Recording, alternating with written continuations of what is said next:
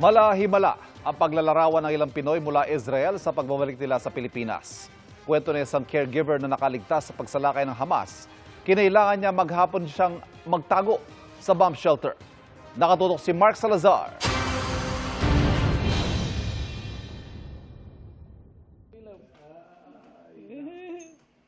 Ang yakap na ito ni Mylene Rivera sa kanyang mga anak ay milagrong pwedeng hindi na nangyari pa. Si Mylene at ang kanyang inaalaga ang matanda ay napagitna sa pagsalakay ng Hamas sa Kibbutz Be'eri sa Israel noong October 7. Mula sa bomb shelter, narinig nilang dumadagundong ang mga pagsabog sa labas at umuulan na raw ng bala. Naririnig na namin yung tumatawag yung mga residents doon sa news na tulong. Kailangan namin ng mga tulong, sundalo. Sinusunog na yung bahay namin. Yung barilan. Walang hinto, sir. Nakakatakot talaga. Ang pinaka nakakatakot, may sumusubok na raw pumasok sa bomb shelter nilang mag-amo. Nawala ang tao sa labas ng pinto pero naisip pa rin ni Mylene na ito na marahil ang katapusan niya. Kaya nag-iwan na siya ng mensahe sa mga anak. Sa mga anak ko muna. Sabi ko, mga anak, magmahalan kayo. Mahal na mahal kayo ni Mama. Hindi ako makakapag-reply kasi low bat ako. Tapos doon sa asawa ko naman, sabi ko, ingatan mo yung mga anak natin. Mahal na mahal kita. Tapos umiiyak ako, sir.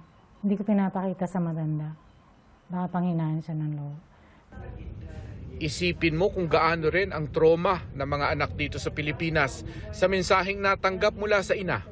Yung time na po yun, kinabahan po ako kasi nagtaka rin po ako kasi kung bakit niya po sinabi sa amin yun. Kasi po, 2 days po almost kami hindi nag-usap ni Mama ko. Hindi po siya nakikisali sa sa call namin. Ano po kasi, medyo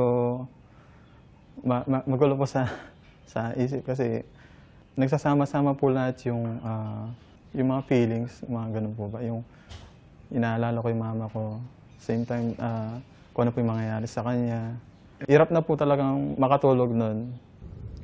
Maghapong nagtago sa bomb shelter sila Mylene hanggang sa masakluluhan na ng Israeli soldiers kinagabihan.